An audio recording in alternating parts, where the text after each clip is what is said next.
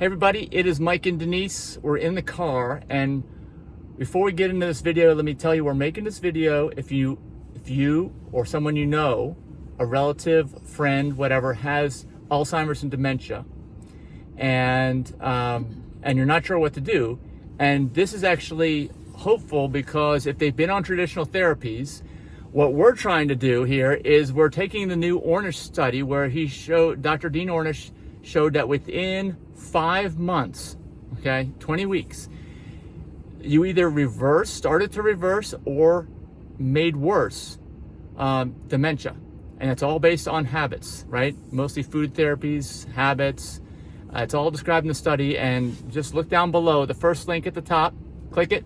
That's me reading the whole study. It's an hour and 15 minutes, I think, and I give my review and comment on there too. But this is new information as of a few months ago, right? Because this is early October 2024. We're here because my mother-in-law, Denise's mom, has had some issues with this dementia, and she's been seeing the same doctor for quite some time, right? So we don't know how this visit's going to go. That's why we're documenting this, right? And I'll let Denise speak on what she wants to speak. We're not going to give any medical details. We're not going to give any details about the doctor's office, other than to say we're at a family practice medical office, right? And he's a DO, I think, not an MD, her doctor. And but this has been going on for some time. And the reason why we feel compelled to do something, of course, we're in this industry, right? I mean, we run aPlantBasedDiet.org, 10 years now, focusing on health span and longevity. And this study just comes out. And of course, with your mom, she's been getting worse for about 10 years and not getting better, and on multiple meds and just conventional therapies, I guess, that just obviously produce no positive results, other than the hope that she's been taking this, that these drugs may have been maybe keeping her alive where she would have died already. I don't believe that. I'm just telling you, but that's the only reason you might be hopeful that she's had this therapy up to this point, right? Yeah, that was one person's opinion. But I did some quick Wikipedia searches on the two dementia medications that she's on, and it says if they're not helping, you should discontinue their use. And she still keeps getting prescribed the same prescription year after year. And some of the other medications that she's on cause side effects that she has additional medications for. So she has medications for the side effects of other medications, all of which she probably doesn't need. So we're going to talk about weaning her off of those, hopefully discontinuing the usage of some of the ones that I know that I think aren't working. Right, and we've been kind of rehearsing stuff. I'd say this is the test today. We have 15 minutes, right? You've asked, how long do you have? Okay, let's talk about the appointment first of all. Only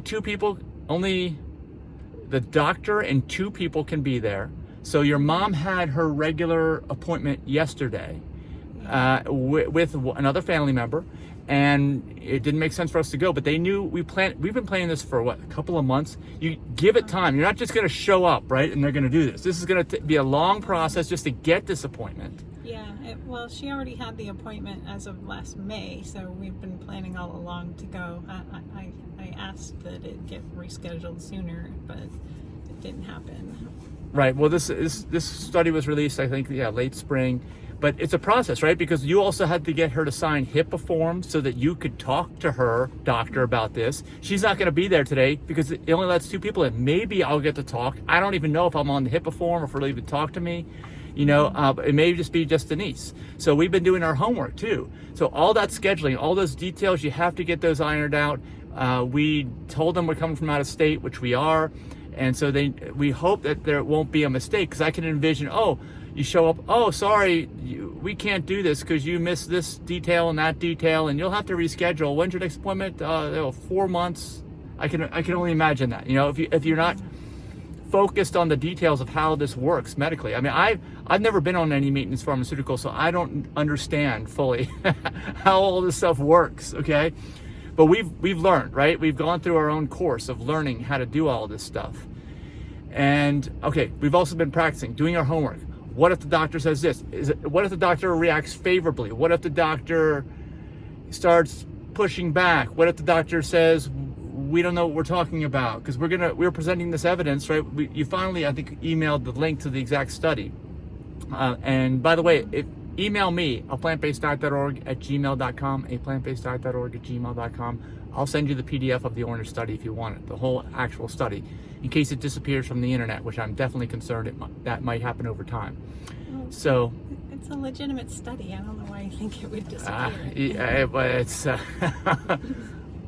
I'm just saying, that's the way things have worked over time. So, all right, so we got here, we've done our homework, we've gone through different scenarios, right? It depends on how, almost like we have like a flow chart. We have 15 minutes, or Denise only may have 15 minutes. Yeah. So we have a flow chart. We're here early.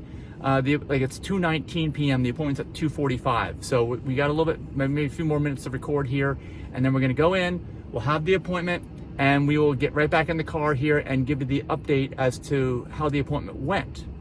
And and also that'll help us because we will remember all the details. I like Denise said you're going to ask to record. I have a feeling that's not going to be allowed. Yeah. But well, and I need to refer to my notes that I made on these 6 medications. I won't be able to see the screen and record. I said, well, you take both devices in, even if I can't go. You'll be able to do that no matter what. Record from your phone, just the audio. Yeah. Well, you just have to leave pointing at the ceiling, leave it down or something, because it doesn't. I don't know if it does. I don't know how to do just audio. But anyway. So what else? Okay, so what kind of scenarios have we gone through? We figured, well, one scenario could be that he's a DO, not an MD. That I wish all of my patients had relatives like you, who are so concerned and had so much knowledge, because one of the biggest factors of doing any of this stuff is what? Just compliance. Yeah, and just understanding that this is different than the way everyone was raised, right? Nobody was raised this way. Or at least there are some babies and kids now, but this is 2024. Nobody before this was raised like this. Nobody had this knowledge. Mm-hmm. So you have to be really open-minded. And I'm hoping, I'm an optimist, that could be the way he reacts. Yeah. And if and I said, look, doc, here's the study. It's new information. This patient could be one of your greatest success stories ever, because we're with this nonprofit. I said, we're going to go in there and tell them we're with this nonprofit. We focus on health span longevity. This could be one of your greatest success stories ever.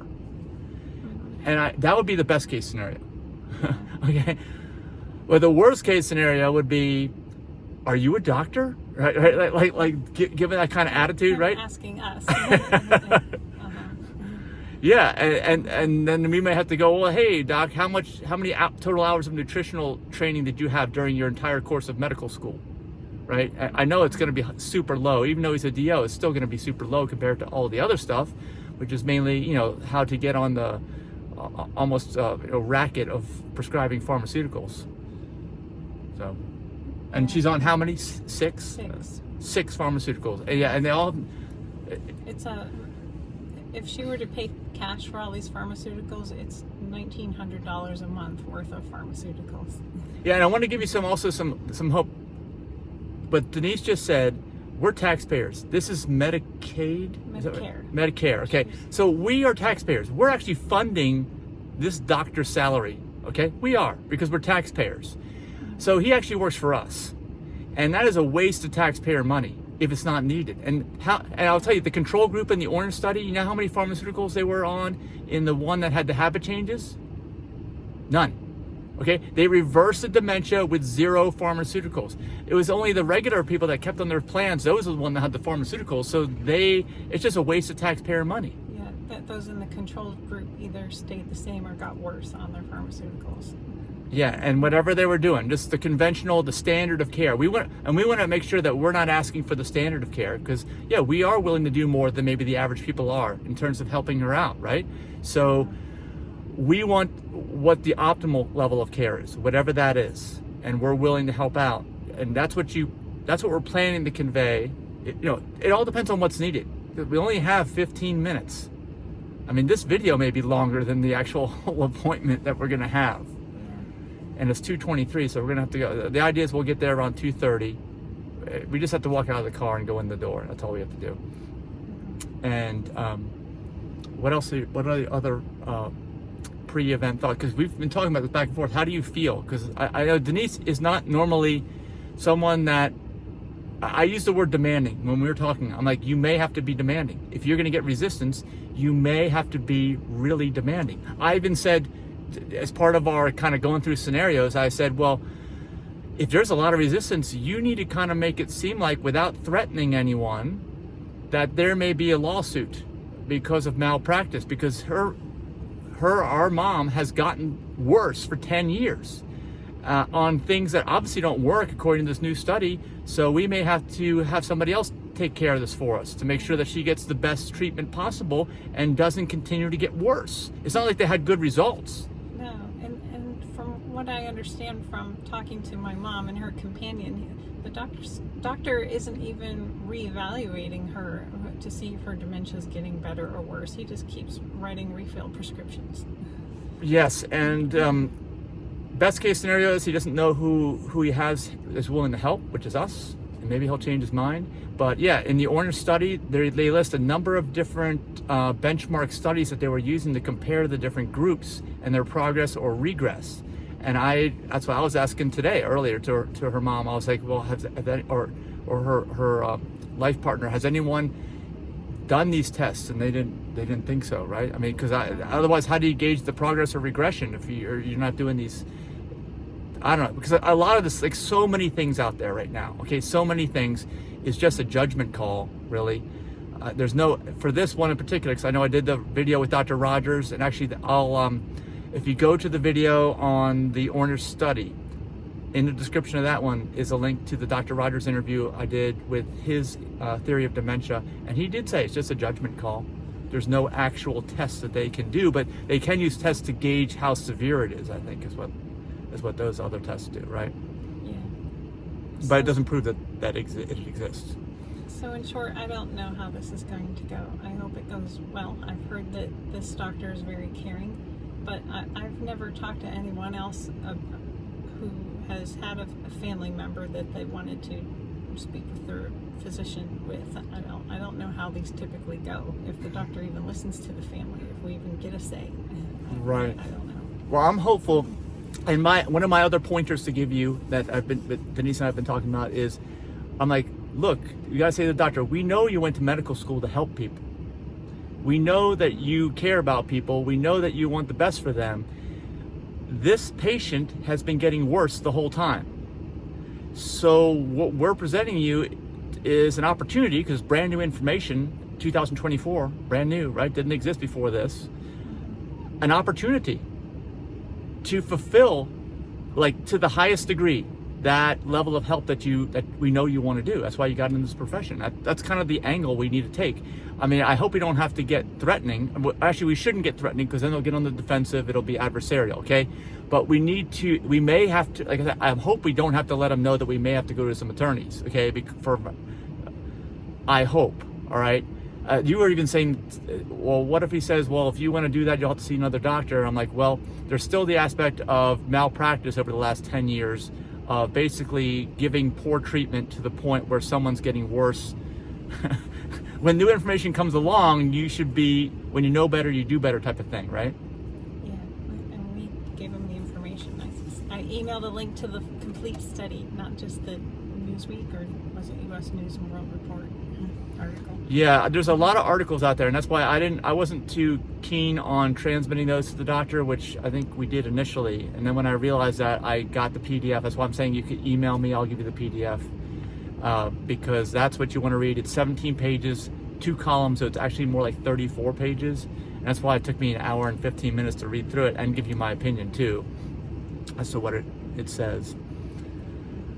Any more thoughts? It's been 14 minutes. This is about as long as you're going to have for the whole appointment. Yeah. And I said that this is an opportunity, because she's getting worse. The next time we have an opportunity, another 6 months or a year, she may have to check into a nursing home. She could be that bad. Yeah. So this is like critical. If you're watching this, if you have somebody in this state who's, that's what happens. They get into a downward spiral. People don't live long after they go into a nursing home, because the food there is even worse if you thought it was bad what she was eating at home. Yeah, and yeah, it just keeps getting worse. That's the problem. So you got to use every opportunity you have, and now is the time. Timing is everything. The new information is out there. This is our once in a lifetime opportunity probably to get something done. That's why we're documenting it, because we want you to share this, comment, and maybe do it yourself and tell us about your experience of working with a doctor, because I don't think I've seen anything like this out on the internet. There's a people approaching their doctor with this new study. So what do you think is going to happen? Actually, let's end the video with this. What do you think the result? What do you think you get when you leave this appointment at 3 o'clock in 30 minutes? And we record our follow up. What do you think you're gonna be telling people here? I have no idea. I want him to give my mom orders to change to a whole food plant-based diet. Low fat, whole food plant-based diet with no added oil or sodium. And I want her to either eliminate or cut back on her medications and come back in 6 weeks, 3 to 6 weeks, to check her cholesterol and get off a statin. So that's just to start with, and see if she starts feeling better, because she's not feeling well on all these medications. And right. If she felt better, then I think she would get more exercise, and that would help everything. Yeah, it's like a downward spiral rather than a positive feedback loop, which we can create. I think that's what the study says. You can create a positive feedback loop. Tell me what you think he's gonna say. I want to surprise me. Tell me. No, listeners, leave some comments and let me think.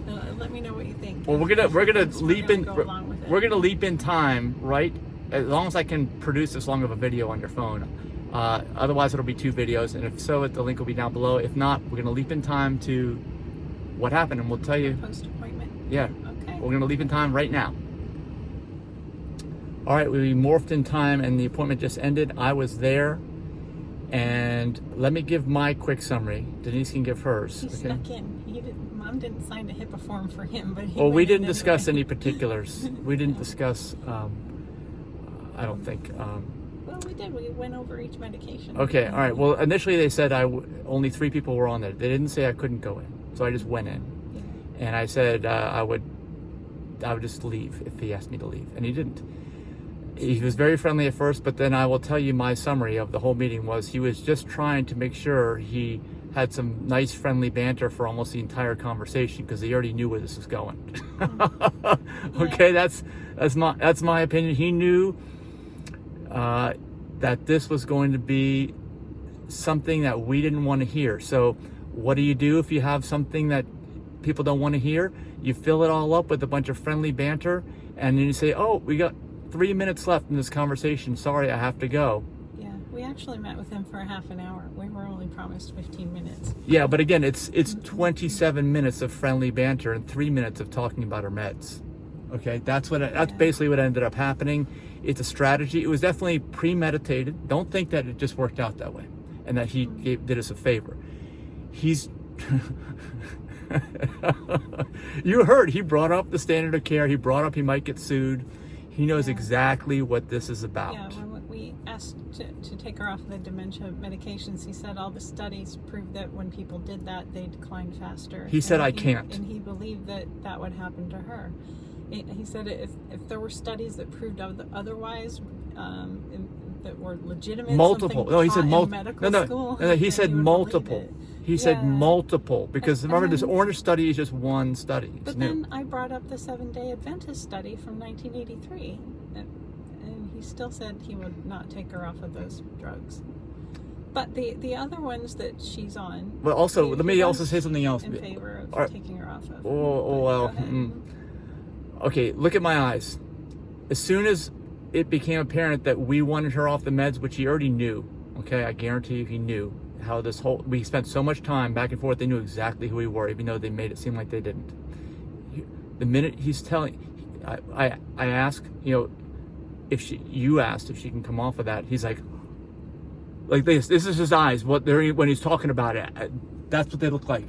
You saw the change. The dementia meds? Or yes, the pharmaceuticals, okay? He made it clear.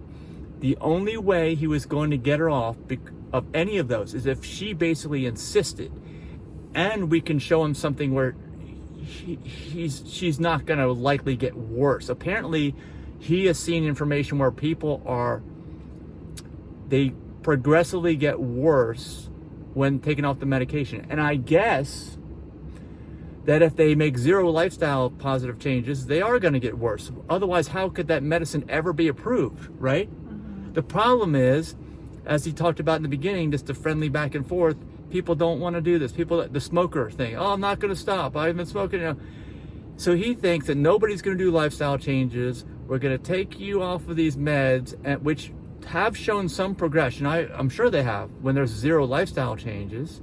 And then he's going to get sued and out of business. Yeah. Am I wrong with that? Or what do you think? Yeah, no, right. He's afraid he'll get sued if he tells them to make lifestyle changes. And he also said he believes all that. And that's the other thing. He believed in the studies. No, he believes in the use of the pharmaceuticals. Yeah. He said, I believe this. I can't do something I don't believe in. For the cognition drugs, yeah. But when I asked about taking her off of the Lipitor, he said, sure. And also with the acid reflux medicine, if she changes her diet and she no longer has reflux, he'd be happy to take her off of it. Okay, but let me clarify.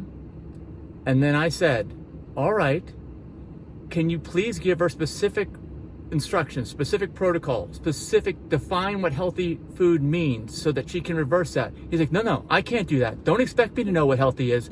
That's what he said. Take the time to define that to you because you know. No. What he said was, that's not his area of expertise. He doesn't know this. No, it wasn't about me. He said he'd be happy to refer her to a dietitian. Right. You and I were both. It's paid to do. You and I were. Right, but you and I were both clear, and we said she's not one of these people who's been smoking for 50 years and is not going to think of stopping smoking because they know it's killing them. That's not who you're dealing with. You're dealing with someone that just needs doctor's orders, and if the doctor says to do this, well, we're going to do it or do the best that they can, and we're going to help them to do it, right? We made that clear. I think I said that several times to him, but his response in the end was, you expect me to tell you what health, not because we know. No, not because we know. He is not going to go there. That's what he's saying. He is not going to tell his patients what foods to eat. He is not going to tell his patients any of that and put any of that in writing. Like that's beneath him. Yeah, do you get it? That's what I'm saying. That whole appointment was a setup. Yeah, we took forever planning. They knew exactly what this was about. They knew exactly how they were going to handle this. Oh, let's just give them 30 minutes instead of 15. They'll feel great. No, do every little thing they can do that so that we'll feel like, oh, this exceeded our expectations. But in reality, we got played because we just wasted our time. And he said we would like this to come back, but we're going to have to come back. We're going to have to educate ourselves in these pharmaceuticals. And like I said, they were approved by the FDA. They must have shown some positivity, but that is irrespective of any lifestyle changes. And the lifestyle change part just came out in 2024. And he said there's only one study. Do you see the conundrum here? Mm-hmm. I mean, how are we going to win at this one? I guess we need more studies. Well, how are we going to get more studies? But basically, what my takeaway from this is, yes, let's come back and see him if we can convince your mom to come back. But apparently he's not going to talk about food. Only a dietitian's going to talk about food. So we'll have to find a dietitian. Maybe she can get a referral to one that we know is certified in lifestyle medicine. Yeah. Maybe we can do that. I mean, maybe that's part of the strategy. Yeah. Because outside of doing that, and he made it clear to us, here's the other thing. He made it clear to us that the patient thinks that the patient should be on these pharmaceuticals. So unless the patient starts requesting, right, that the patient doesn't want to be on them anymore, then he's not going to take them off. It's like I said, I used the word racket earlier in this video. The patient thinks, I'll tell you, well, what he didn't say, I think I said it. Well, no, nobody said this, but let me just say it now. The patient thinks that the patient should be on the pharmaceuticals because the doctor says you should be on the pharmaceuticals. And everyone views doctors as gods. So God says, I need to be on these. So who are we to say that she should do these interventions and these lifestyle changes in the Ornish study? I don't even know. If you have information on this, put it down in the comments. Strategies. We need strategies is what we need. Because we're not going to be the only ones that are going to be addressing this. And obviously, as we've recognized here, I think, any hope of this being a quick, hey, our doctor says, try this based on this new study, those are out the window. That's not happening. And we were talking about, being concerned of a malpractice lawsuit. He, of course, has already heard this a gazillion times from patients, I'm sure, okay, from different angles. He comes in proactively with his, I'm going to get sued if I don't prescribe these pharmaceuticals that I actually believe in. So what do the lifestyle medicine board certified doctors think when people say, I'd like my parents off of these medications? Well, it all comes down to their own faith in the patient getting,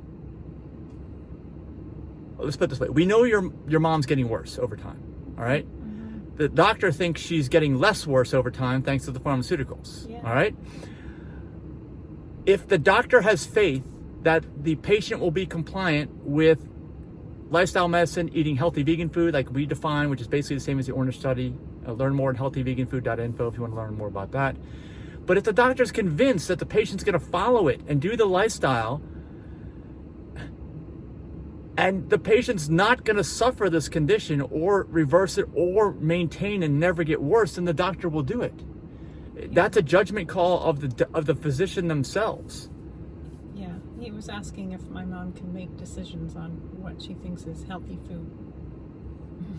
And we said Skip does all the... Well, actually, I said no, because I gave the example of, she should be eating low-fat foods, and you open up the freezer and it's full of ice cream, and she still thinks she's eating a low-fat diet. Right, she doesn't understand.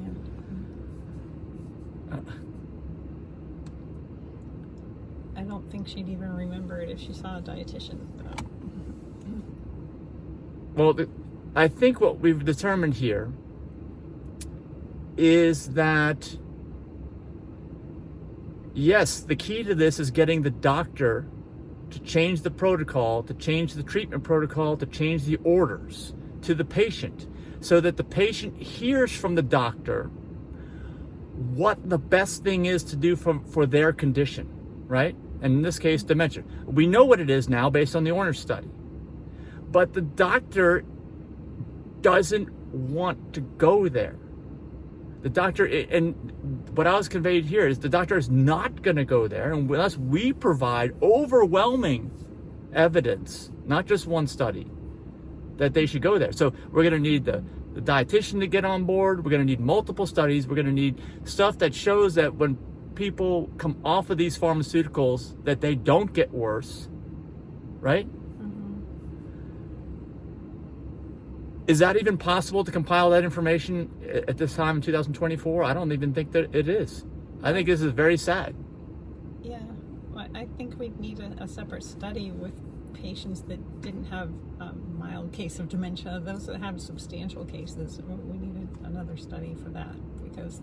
Well, no, that's not enough. This physician made it abundantly clear to us that it's going to be multiple studies showing the same positive benefits of what we are requesting that he put into the to the treatment plan. Yeah. That I don't see. If you all know something, please let us know in the comments, because I don't even know what to do at this point. The other thing is, she's on these calcium injections, and I said, can she switch to calcium-rich foods like green leafy vegetables and lentils? And he said she would have need to have done that when she was in her 20s. Yeah, because you keep losing bone density, lose bone. But I know. Check for yourself. Quick search of the internet. What's the number one reason people break lower bones, have hip, knee, and ankle and foot problems? What's the number one reason? Overweight. Overweight. It's by far way more. And you don't, by the way, if you're not overweight, you either don't fall down or you bounce off if you do fall down. If you're not overweight. Yeah. Well, I think even skinny women can fall and break it. Yes, they can. Yes, they can. Yes, they can. But statistically, what are the chances of things going wrong? Well, let's put it this way. The average American is overweight. So what the doctor's saying is correct for the average American. And unfortunately, what we're dealing with right now is the average American. We're trying to take an average American and trying to apply through the use of the medical system, lifestyle medicine principles, and new information from legit studies, right? And look how hard it is. I mean, should it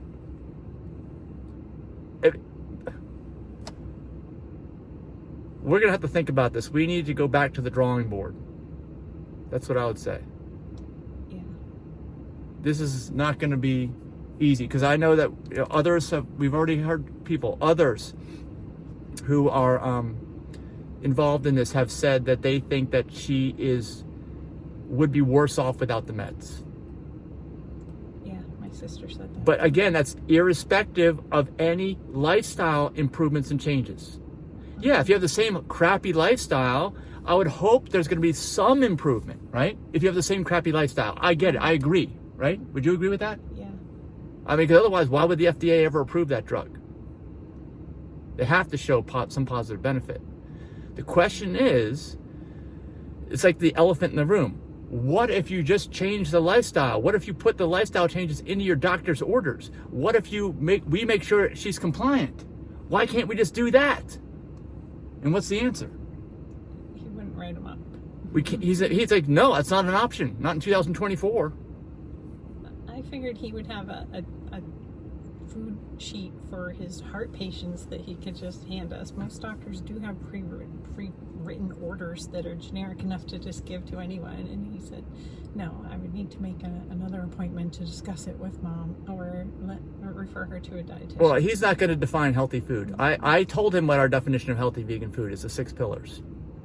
And he's all happy-go-lucky for almost the entire, 95% of the appointment, which really didn't get us anywhere other than some good rapport, right? That's about it. Yeah. And then, right when we come down to the meat and potatoes, the tofurkey and potatoes, or whatever you want to call it, okay? You see how it played out, okay? That meeting was engineered, just like everything else in the system is. It's engineered to make as much money as possible. You didn't even get to the point. I mean, let's put it this way. How do you think the reaction would be? You say, hey, doc, these medicines are cost this much. One of our points is going to be you're wasting taxpayer money. No, he would have kicked us out before we even got there, because he knows that that's next. Well, that's why he did kick us out, basically. Well, he did say he's happy to take her off the Amazaprol and the lipid thing, the statin. If she made dietary changes, he said, sure, bring her back. We'll recheck her cholesterol. Yeah, but he's not going to give her any recommendations for dietary changes. He's not. And we're like, doc, we need recommendations. And several times, just so you know, he also, including the bugging out eyes when he could tell he's going to have to tell us to stop and get out, basically, is that, look, I want to tell you the truth. I want to tell you the truth, as if he's lying to everyone else, okay? There's no reason to say those words. I would expect a doctor's always telling the truth, okay? Yeah. I think it's his conscience talking, just so you know, okay? Because he knows who he's dealing with, okay? Do you have your water bottle, by the way? You bought that? Yes. Okay. And the other thing was, okay, I want to be honest with you. What was the other thing he was saying? There was another one too. I'm just saying, I'm trying to convey that if you ever saw What the Health, which I don't really recommend you see because it's an inaccurate movie, it kind of gives overly optimistic views of just going vegan, which are not realistic. But there was a scene in there with the FDA or somebody there, right? When he was getting super defensive. Trust me, this guy was just like that. He had it all planned out, because I'm sure he's been through this before with other people. Yeah. Okay. The message we were getting is, you need to get out of my office now. Yeah. Yes. Yes. Absolutely. And because he said that. Oh yeah. Several times he said, I'm not trying to be a jerk or anything. Several times. Okay. Yeah, he was being a jerk, because it's all part of the program that he has. He's been in business for a long time now. It's all about making money. As we've talked about, have you seen the video that I've done with Dr. Peter Rogers? He says they don't care about the patient, which it's hard for me to understand that at first. And they only care about making money. Now that we've been to this appointment, what do you think? Is that true or not? Because I don't think you believed that walking in. You were some hope this doctor was going to do the right thing. I think he does care, yeah, because he remembered having conversations with my mom. He knows that she's declining, but he also respects her wishes to stay on some of the meds that she's on. But 2 of them he was happy to take her off of. Okay, so what do you think? It's not all gloom and No, doom. happy to.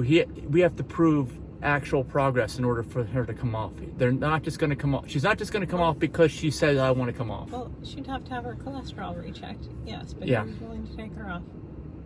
Okay, but we're going to have to go in and we're going to have to convince her to make all the lifestyle changes to the point where she starts getting better and she thinks that the progress was outside of anything that the pharmaceuticals were doing.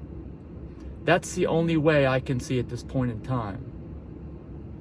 And she has so much trouble remembering things from one day to the next. I even described to him, we've gone to visit one time recently, and it's been there for 2 days. Did lots of things the first day. Second day we wake up, she's like, "Oh, when did you get here? You were here." We just spent like a good part of the day with her yesterday. She's getting worse. So I think we're in a catch-22. This is like a stuck between a rock and a hard place. I don't know how. I'm just telling you. I've been through enough scenarios, having been in business for my entire life. I'm 54 now. Well, this is not going to go well. That's what I'm telling you. We got her companion to stop buying cow's milk.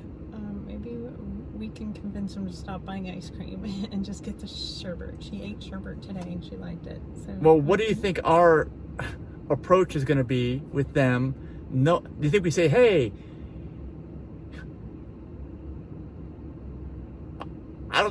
do you think they believe that?"